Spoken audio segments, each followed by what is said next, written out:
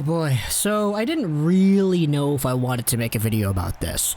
Because it's so straightforward, I think, and I think everybody kind of has the same opinion about it, that I didn't know if it was necessary to even speak about it on the channel, you know? But after some thinking, I was like, you know, this YouTube channel is kind of my own personal safe space where I can just go out there and talk about things in a conversational-like manner as if I was in high school in grade 12 heading into the library in the morning, sitting down with my buds and talking about what's new in the hockey world.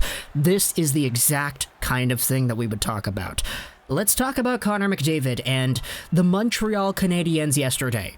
Now, I didn't watch the game because it was regionally blacked out. Also, I had to go toy hunting because the local toy store had some new My Hero Academia figures that I needed to check out. But as I was sitting down outside, post-toy hunt, sipping on an ice cap, I opened up my phone and checked up on the highlights of the Canadiens game. Now, I was getting notifications the entire time it was going on. Oh, goals from Kotkaniemi, goals from Lehkonen, goals from Gallagher. The Canadiens were feasting after 10 days of no hockey. And as the game wounded down in what ultimately ended up being a 4-0 Carey Price shutout, one of the big talking points that everybody was bringing up was the fact that Connor McDavid and Leon Draisaitl were completely shut down.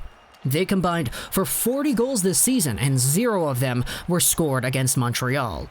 Which is why seeing the frustration of one competitive Connor McDavid boil over in a clip that could only be described as an Among Us game. There is an imposter among us. Is this one of the top point scorers in the NHL and Connor McDavid, or is this one of the goons that we thought were left behind in the NHL's formidable past and the previous sequences of yesteryear? Because in the clip, we see Connor McDavid take a big, lancing few strides in the neutral zone towards Jesperi Kotkaniemi, come in with a big hit that looks like, from some angles, a shoulder-on-shoulder hit, but immediately afterwards lift up his elbow and kind of strike Kotkaniemi just right in the noggin with it.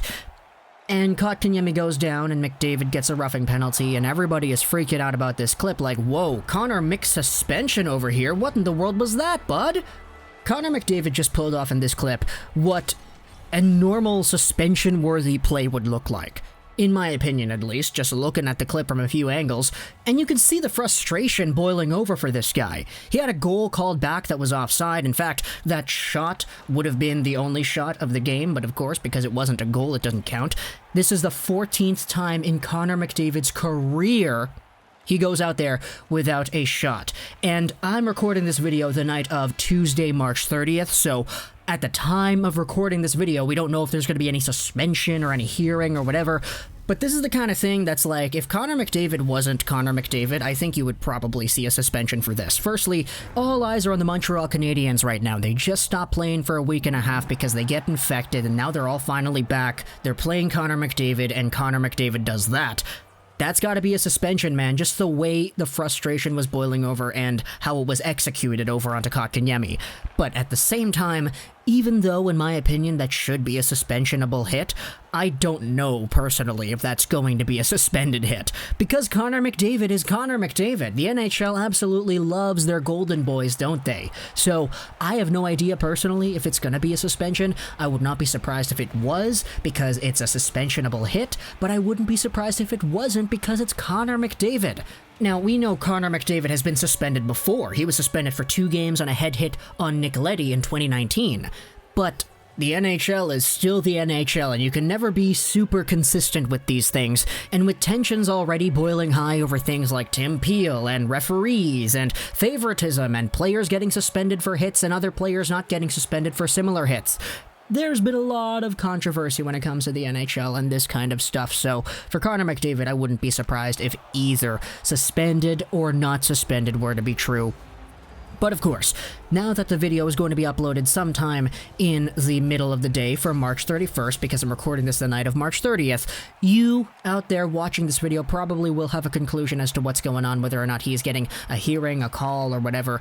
Whatever happens, though, talk to me in the comments. What do you think should have been the repercussions over here for Connor McDavid? Because, in my opinion, that's a suspension. That's a few games over there, especially with the fact that he technically is a repeat offender. I think there should be a little bit more discipline there. But, of course, because it's Connor McDavid, because he is the top point producer in the NHL, who knows what the NHL is going to go out there and do? Who knows if Connor McDavid getting suspended for a while is the reason that Leon Draisaitl is able to overtake him in the Art Ross scoring race?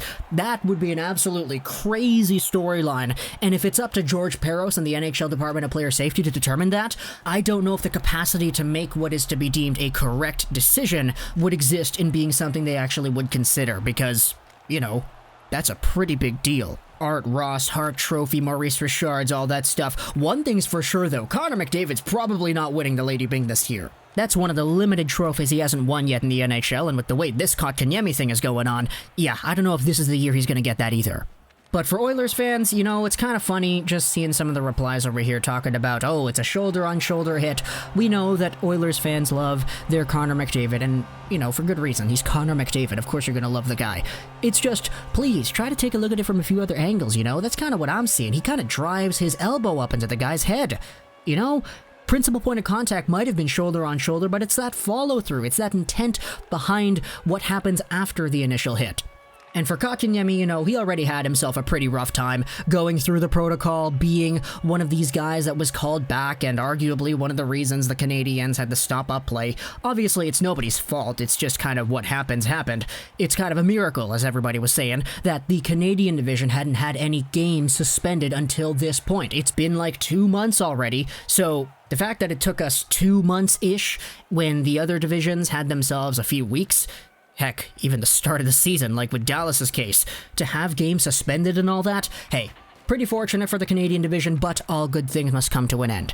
Kotkaniemi, though, good to see him actually not be all too affected by it, because he did come back and he did play. He still had a goal and all that, which was really good for him. But yeah, Connor McDavid stuff. Just some other final notes, I guess. I don't really know if I'm too qualified to talk about this in this way. I can totally understand Connor McDavid being frustrated about having a goal called back and everything, especially when you're in a game where you guys aren't getting any shots on Price and he gets a shutout and you don't have a shot and all that stuff.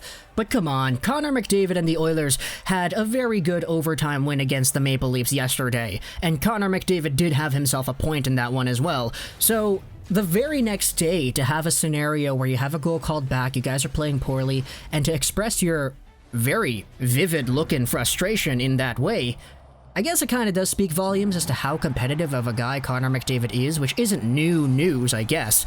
It's just, you know, some perspective would say that you guys had a really good game yesterday, so I think it's a little bit more understandable to be playing poorly against a Montreal team that's been rested for a week and a half, so I don't know, that's just kind of my ending thoughts about it. Talk to me in the comments what you think about Connor McDavid and the suspension and all that stuff. As I said, I wouldn't be surprised either or. I think it should be suspension, but would not be surprised if it doesn't happen because Connor McDavid is McDavid and the NHL wants to protect their star players, so talk to me in the comments what you think.